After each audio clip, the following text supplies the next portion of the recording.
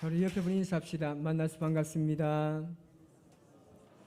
자, 한 번 더 앞뒤로 좌우로 보시면서 당신이 있어서 행복합니다. 자, 오늘 이 시간도 하나님 주신 말씀을 통하여서 여러분 삶에 큰 은혜가 있기를 주님의 이름으로 축복합니다. 제가 알고 지내는 지인 중에 29년 전에 만나서 군대에서 고참으로 만나서 저를 전도하셨고 그랬던 분을 제가 이번에 좀 만날 일이 있어서 만났는데 그분에 함께 식사하면서 그런 이야기를 하셨습니다. 참 미스테리한 일들이 참 많다는 거예요. 그분이 서울에 사시면서 늘 풀리지 않는 문제가 하나 있었다는 겁니다. 그것이 뭐냐면 이 제주도 흑돼지가 너무 많다는 거예요. 그래서 이 서울만 봐도 곳곳에 제주 흑돼지 식당이 있다는 거예요. 그리고 전국 곳곳에도 엄청난 이 제주 흑돼지 식당이 있다는 겁니다. 그런데 문제는 뭐냐면 이렇게 많은 흑돼지들이 지금 죽어나가고 있는데 이 제주도에는 얼마나 많은 흑돼지가 있기에 이렇게 전국에서 흑돼지를 먹을 수 있을까라는 문제가 풀리지 않았다는 거예요. 이분이 지금 제주도에 살고 계시는데 이분이 제주도에 와서 이 문제가 풀렸다는 겁니다. 뭐냐면 제주도에서 키운 흑돼지가 다 제주 흑돼지가 아니라는 거예요. 제주도에서 죽으면 모든 돼지가 제주 흑돼지라는 거예요. 그래서 서울에서 키운 이 돼지가 이제 임종 직전에 제주도에서 죽으면 제주 흑돼지인 거예요. 이 포항에서 태어나셔서 이 포항에 사시다가 죽을 때가 되어서 제주도에서 죽었다 그러면 뭐라고요? 이 제주 흑돼지인 거예요. 참 아이러니하게도 제가 이 이야기를 들으면서 참 이 코에 걸면 코걸이고 귀에 걸면 귀걸이구나라고 생각하면서 우리가 어떻게 말하느냐에 따라서 이렇게 달라지고 저렇게 달라지는 것입니다. 우리 옆에 분을 한번 보시면서 인사합시다. 우리는 천국 백성입니다. 여러분 사실 우리가 성경을 보면서도 이 미스테리한 일들이 너무나 많습니다. 정말 이 수수께끼와 같은 설명하기 힘든 이야기들이 성경 곳곳에 등장합니다. 왜 하나님께서는 그 선악과를 그 아담과 하와가 자주 보고 잘 보이는 그 중앙에 놔두고 또 하필이면 왜 먹지 말라고 했을까? 왜 하나님께서는 이 사람들의 함성 소리에 이 견고한 여리고성이 무너질 수 있을까?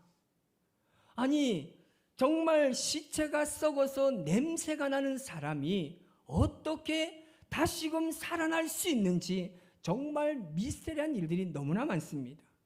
오늘 본문에도 그렇습니다. 왜 저렇게 악랄한 사울을 선택해서 왜 하나님이 복음의 말씀을 전하게 하셨는지 정말 성경에는요 곳곳에 하나님의 미스테리 사건이 너무 많습니다. 우리는 이 소신과 고집을 구별하기가 쉽지는 않지만 또 한편으로 보면 어떤 것이 소신이고 어떤 것이 고집인지를 아주 단순하게 알아갈 수가 있습니다.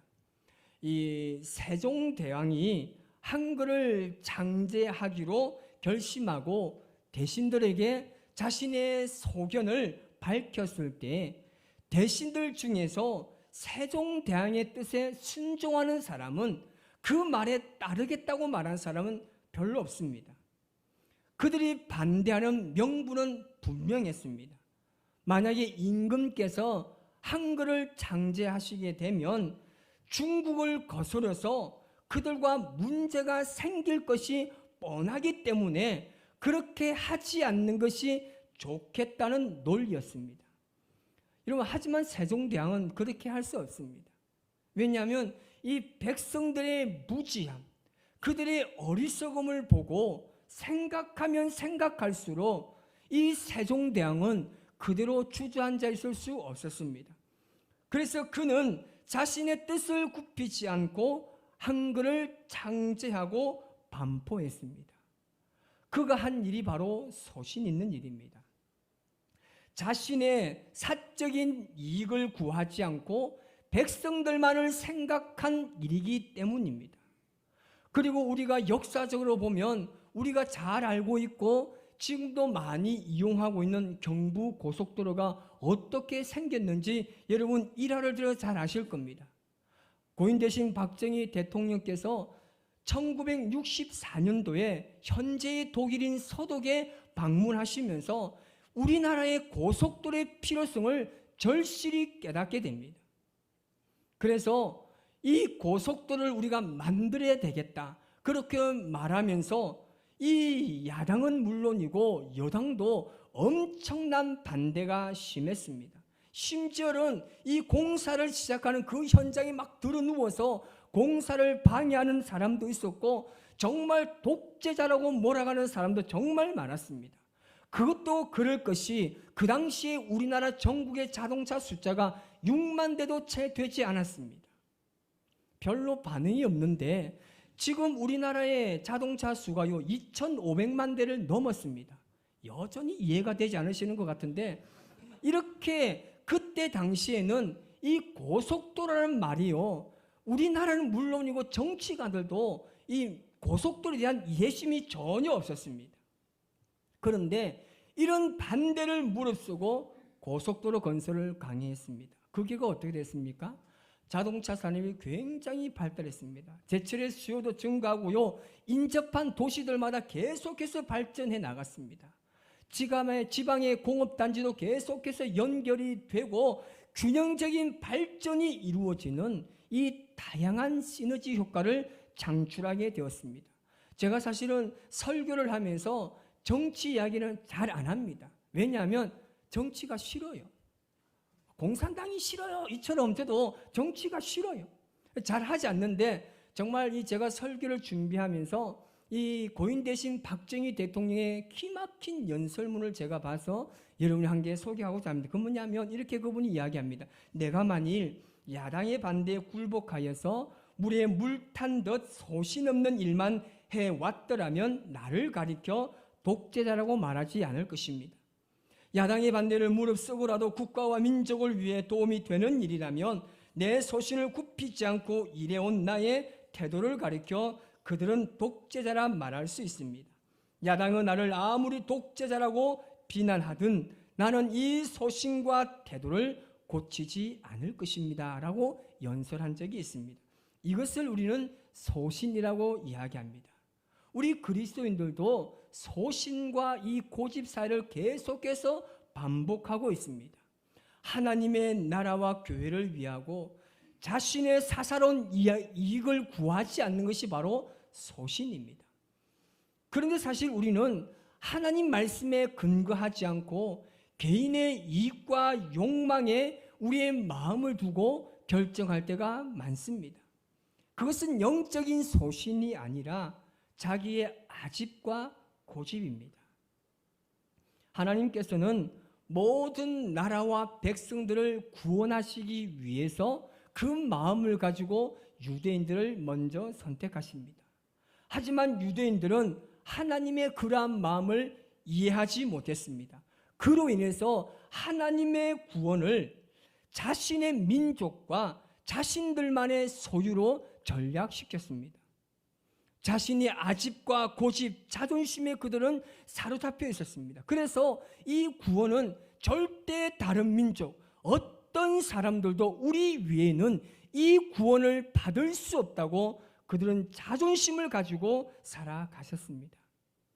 이것을 보신 하나님께서 이방인들에게도 내가 구원을 선물하겠다고 결심하시고 당시에 그리스도인들의 반감을 샀던 이 사울을 선택해서 모든 민족에게 복음을 전하기로 결정하셨습니다. 이것이 바로 하나님의 소신이었습니다.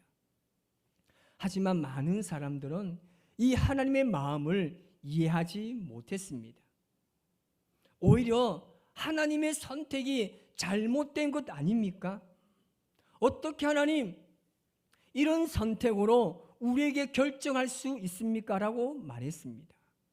여러분, 하나님께서는 하나님의 사람으로서 놀라운 일을 감당하게 될 하나님의 자녀들인 우리들에게, 하나님의 선택된 백성들에게, 주저앉아 있는 사람들에게, 현실적으로 가능할까 싶어서 망설이고 있는 사람들에게 이런 생각 저런 생각과 걱정과 상처 때문에 망설이고 앉아 있는 사람들에게 놀라운 섭리로 다가오시는 겁니다.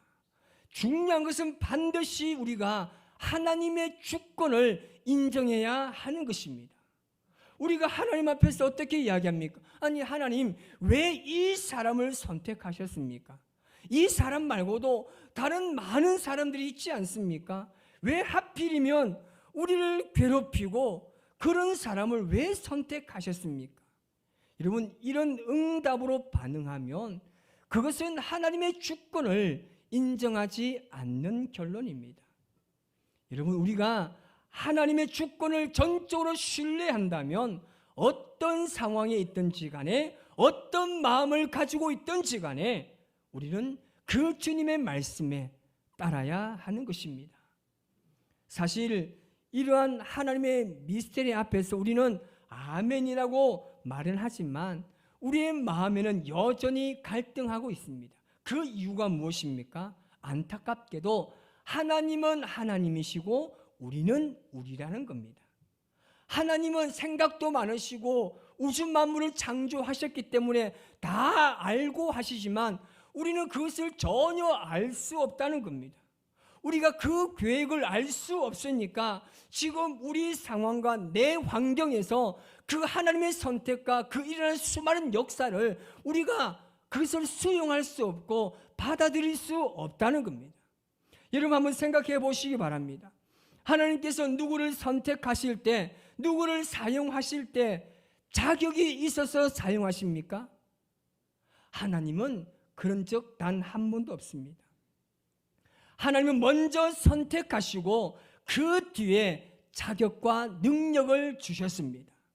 솔직하게 지금 우리가 현실을 바라볼 때에 사울이 복음을 전할 만한 사도로 자격이 있습니까? 없어요. 왜요? 교회를 괴롭히고 예수 믿는 사람들을 감옥에 가두는 그 사람이 어떻게 복음을 전할 사람이라고 말할 수 있겠습니까? 예수 믿는 모든 사람들이 그를 피해서 숨어 다니고 다 도망 다니고 있는 사실 앞에서 왜 하나님 그런 선택하십니까? 말할 수 있지 않겠습니까? 오히려 그는 복음의 방해꾼입니다. 전혀 복음을 전할 수 있는 자격이 없는 사람입니다. 그러나 하나님께서는 사울을 선택하시고 그 이후에 복음을 전하는 데 필요한 능력과 영적 권위와 그리고 권세를 부여하셨습니다. 여러분, 하나님께서 능력 있는 사람을 선택하실 수 없어서 우리 같은 사람을 선택하셨을까요? 아닙니다. 그러면 우리를 왜 선택하셨을까요? 하나님께서는 우리의 약함과 부족함과 깨짐과 모남의 모든 상처를 알고 있음에도 선택한 이유가 뭐냐면 그곳에 하나님의 능력이 있기 때문입니다. 우리가 이것을 잊지 말아야 합니다. 하나님의 선택이 여기 있는 것입니다. 그러니까 하나님께서 쓰실 때는 그에게 자격이 있어서 쓰시는 것이 아니라 우선 그를 붙들어 놓고 훈련시키십니다. 그리고 거기에 필요한 모든 은사를 하나님이 주십니다. 여러분, 제가 목사의 자격이 있어서 목사로 세웠겠습니까? 우리 장로님, 권사님, 안수 집사님과 서리 집사님들, 여러분 자격이 있어서 하나님께서 우리를 세우셨습니까? 우리에게는 자격이 아무것도 없습니다. 그러나 하나님께서는 그 하나님의 능력을 우리에게 부여하여 주셔서 우리의 연약함을 통해서 하나님의 능력을 세상 앞에 펼쳐나가시기를 원하는 겁니다. 하나님이 왜 위대한 사람, 왜 똑똑한 사람, 왜 부자 사람들 왜 없겠습니까? 얼마나 많습니까? 여러분 옆에 분 한번 쳐다보시기 바랍니다. 정말 하나님 보시기에 정말 세울 만한 사람인지 한번 쳐다보세요. 참 기가 막히죠.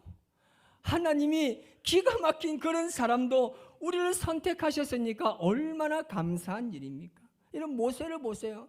모세가 80세에 하나님께 부름을 받았지만 이미 자신도 모르게 하나님께서 그를 붙들어 놓으셨어요. 선택해 놓으셨다는 말입니다. 먼저 그를 바로의 궁전에 보내셔서 40년 동안 최고의 지식을 공부하게 하셨습니다.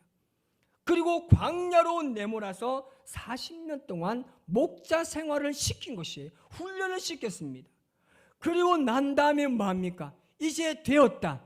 이제는 내가 내 이름으로 이스라엘 백성들을 구원하라. 너는 이제 가라. 너는 이제 가라. 너는 이제 가라. 제발 정신 좀 차리세요. 아멘. 주님께서 그렇게 훈련을 시키시고 우리를 보내시는 거예요. 하지만 모세는요, 이 사실을 모르고 뭐라고 대답합니까? 하나님, 제가요 말도 어눌하잖아요. 어디 가면 누구 앞에 서서 말 못하는 사람인 거 아시잖아요. 그러면서 뭐라고 이야기합니까? 하나님, 나는 안 돼요. 내가 말이 어눌한데 안 된다고 이야기합니다. 자신을 보면서 초라하고 말 주변에 없기 때문에 나는 바로에게 갈 인물이 아닙니다라고 이야기합니다.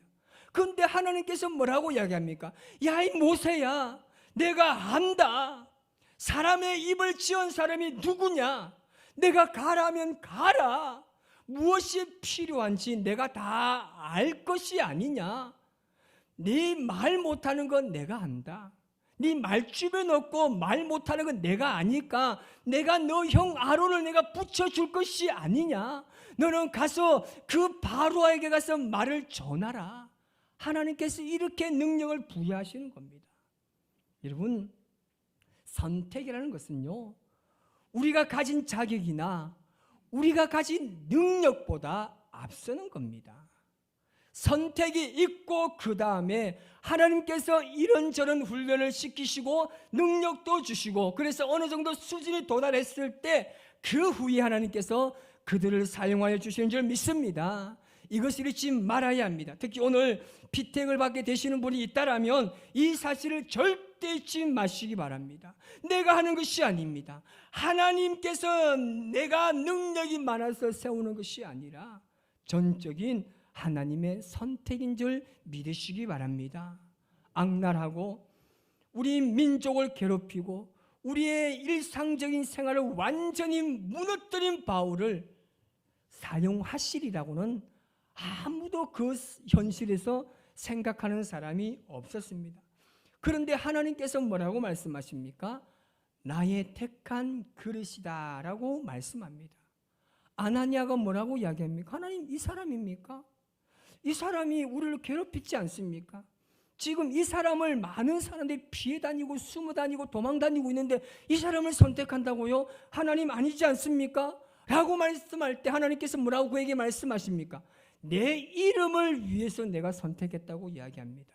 내가 이 사람을 내 이름을 전하는데 내가 사용하겠다고 이야기한 겁니다. 하나님의 선택에 아무도 대항할 수 없습니다. 여러분, 우리는 하나님의 계획을 다 이해할 수 없습니다. 그리고 알 수도 없습니다. 그러나 우리가 할 수 있는 것은 분명히 있습니다.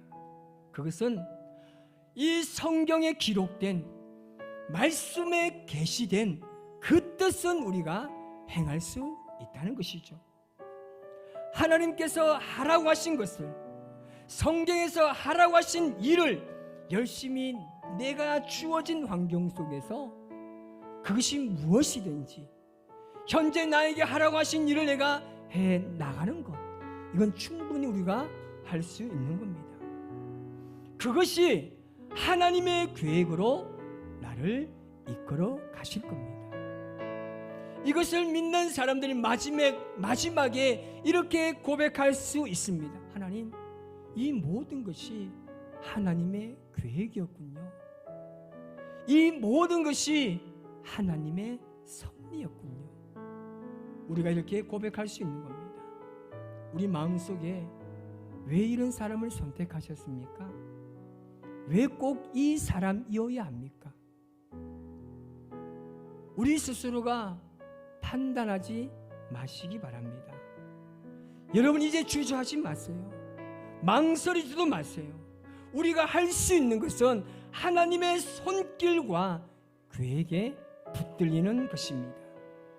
주님께서 여러분 우리 한 사람 한 사람을 세워주셨습니다. 우리 한 사람 한 사람을 주님께서 붙드시고 우리를 통해서 하나님의 위대한 능력을 행하실 줄 믿습니다. 그 믿음으로 바라보면서 오늘 우리 주님 앞에 나아갈 때 그렇게 고백하며 나아갑시다.